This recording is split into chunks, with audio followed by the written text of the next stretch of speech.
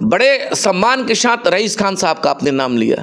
पहले तय तो हो कि रईस खान साहब रहेंगे। उनका कहना है कि 2 मुस्लिम चेहरे हो जा रहे हैं तो कहीं थर्ड पर्सन बाजी ना मार दे रघुनाथपुर से, तो इस पे आपका क्या वक्तव्य रहेगा? अगर उम्मीद और आशा है कि उस क्षेत्र के लोग बाबू को प्यार देंगे और बाबू ओसामा आने वाले वक्त में वहाँ का शहाबुद्दीन केवल नाम नहीं, शहाबुद्दीन एक सिद्धांत थे और वह सिद्धांत आज भी। अभी हमारे साथ बिहार के चर्चित मुखिया अजय भास्कर जी हैं और अजय भास्कर जी से बिहार विधानसभा चुनाव को लेकर के हम बातचीत करेंगे। बातचीत सिवान जिले के रघुनाथपुर विधानसभा से करेंगे, चूंकि ये शहाबुद्दीन साहब के परिवार के सैनिक के रूप में जाने जाते हैं और लगातार उनके परिवार के साथ कदम से कदम मिलाकर चलने का क्षमता रखते हैं और उनके परिवार को कभी भी इन्होंने छोड़ने का काम नहीं किया। समय कैसा भी आया हो डट कर लड़ने का काम किया है। आज बातचीत करेंगे, अगर ओसामा साहब वहाँ से चुनाव लड़ते हैं तो क्या इनकी रणनीति होगी और जो इनके सामने फाइट करने के लिए एनडीए के घटक दल के जो प्रत्याशी बनाए जाएंगे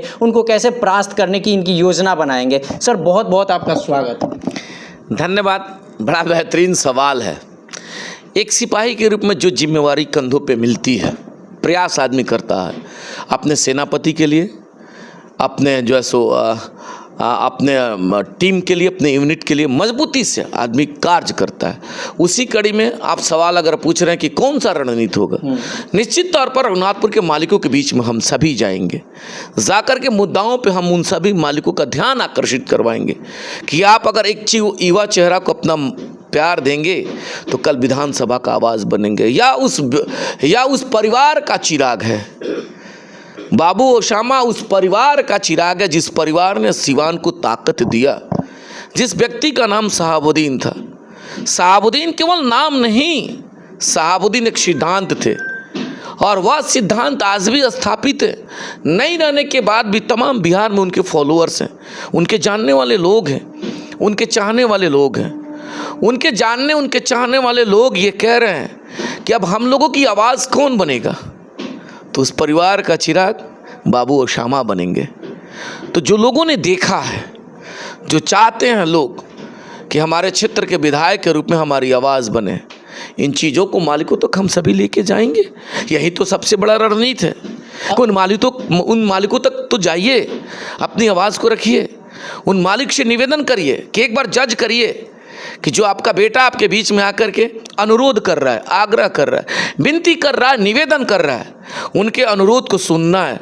सुन करके अगर आपका दिल कहता है, उम्मीद और आशा है कि उस क्षेत्र के लोग बाबू को प्यार देंगे और बाबू ओसामा आने वाले वक्त में वहाँ का प्रतिनिधित्व करेंगे। रघुनाथपुर में लड़ाई कैसी होने जा रही है? रघुनाथपुर की लड़ाई की आप बात करेंगे, देखिए चूँकि तर्क भी बेहतरीन होना चाहिए। बिल्कुल। अब अगर आप सवाल कर रहे हैं रघुनाथपुर की लड़ाई की बात कहिएगा, तो अगर हम सिपाही के नाते पूछेगा तो हम कहेंगे ना कोई तो लड़ाई नहीं, एकदम वो जीत गए।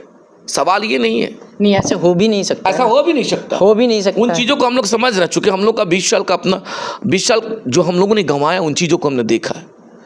कंटेस्ट रहेगा, एनडीए के भी लोग आएंगे और महागठबंधन से भी बाबू रहेंगे। अब महागठबंधन और ये एनडीए दोनों दल के लोग अपना अपना अनुरोध, अपना अपना ताकत, अपना अपना एफर्ट उन मालिकों तक लेके जाएंगे और वहीं साइनिंग रहेगा, वहीं रेज रहेगा और वह रेज दिखेगा कि आने वाले समय में बाबू ओसामा वहाँ से। लोगों का कहना है कि 2 मुस्लिम चेहरे हो जा रहे हैं तो कहीं थर्ड पर्सन बाजी ना मार दे रघुनाथपुर से, तो इस पे आपका क्या वक्तव्य रहेगा? अगर रईस खान वहाँ से आप जाति की बात नहीं करेगा तो पार्टी तो फैक्टर है। बिल्कुल। बड़े सम्मान के साथ रईस खान साहब का आपने नाम लिया। पहले तय तो हो कि रईस खान साहब रहेंगे कि कौन रहेंगे। तय यह होगा, जब यह तय होगा, चेहरा चाहे मुस्लिम हो चाहे हिंदू हो, उस क्षेत्र के लोग जजमेंट करेंगे। यहाँ बात न हिंदू की होगी न मुसलमान की होगी। अगर 2 चेहरा मुस्लिम आएंगे तो देखिएगा उन मालिकों का प्यार मिलेगा और उन मालिकों का प्यार वैसे पक्ष में मिलेगा जो सिवान को दिया है, सिवान को ताकत दिया, सिवान को सामाजिक न्याय का ढांचा दिया, सिवान को सभी लोगों के साथ जुड़ के चलने का जो कार्य किया, सिवान में एक नया कीर्तिमान दिया, सिवान में एक नया विकसित सिवान दिया, सिवान में एजुकेशन का जो हब दिया, सिवान में लोगों को एक साथ जोड़ने का जो काम किया, सिवान में सामाजिक न्याय की जो व्यवस्था स्थापित किया कि एक गरीब बेटा को भी, एक निहत्था व्यक्ति को भी आप जमीन से उठा करके एमएलसी बनाने का अगर कार्य किसी ने किया था, जिस व्यक्ति का नाम शहाबुद्दीन है, तो लोग तो इन चीज़ों को भी देखेंगे कि आपके परिवार ने क्या दिया है, आप जिस परिवार से आते हैं उस परिवार का बैकग्राउंड क्या है, आप जिस समाज से आते हैं वह समाज के लोगों का पोलराइजेशन आपके प्रति है कि नहीं है। इन सभी चीज़ों को लोग बारीकी से देखते हैं। और आज का दौर है, आज के दौर में सभी मालिक बहुत एक्टिव है, हर युवा एक एक चीज़ को बड़ी तरीक़ा से देखता है, समझता है। हमारी घर की माँ भी मोबाइल का प्रयोग करते हैं, मोबाइल से चीज़ों को देखती हैं कि मेरा देश कैसा है, मेरा बिहार कैसा है, मेरा सिवान कैसा है, मेरा सिवान कैसे विकसित सिवान बनेगा। इन चीज़ों को जब सभी मालिक देखेंगे, सोचेंगे, समझेंगे, उसमें यह प्रतीत होगा कि आने वाले समय में बाबू ओसामा सबसे मजबूत। क्या जी जन सुराज को किस तौर पे आप देखते हैं? लगातार प्रशांत किशोर जी भ्रमण कर रहे हैं, अभी सिवान में वर्तमान में है भी, जो जन सैलाब उनके समर्थन में उमड़ रही है, उसको लेकर के आप क्या कहेंगे? लोकतंत्र की खूबसूरती है। सवाल ये नहीं है कि हम उनको किस नज़र से देखते हैं। वह भी मालिकों के बीच में जा रहे हैं, मुद्दाओं को लेकर के जा रहे हैं कि हम बिहार को शिक्षित बिहार बनाएंगे, हम युवाओं के लिए रोजगार देंगे। यही तो मुद्दा जो है सो एनडीए के लोग भी कह रहे हैं, यही तो मुद्दा महागठबंधन के लोग बड़े आदर्श तेजस्वी यादव जी भी कह रहे हैं। तो ये लोकतंत्र है। लोकतंत्र में प्रशांत किशोर जी भी जाकर के मालिकों के बीच में अपनी बात को रख रहे हैं, तो उन पे बहुत कोई मतलब ये नहीं है।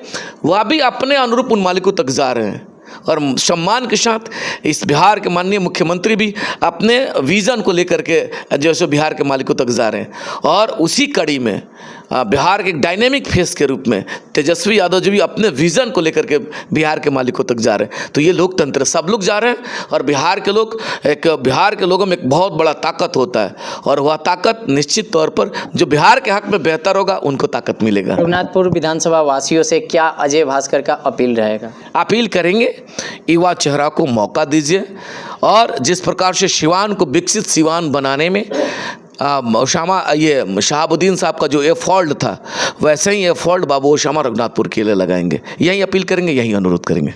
अभी हमारे साथ अजय भास्कर जी जुड़े हुए थे और इनका साफ साफ कहना था कि ओसामा साहब को एक बार मौका दिया जाए, चूँकि उनके पिता ने बहुत सारे सिवान के लिए काम किया था।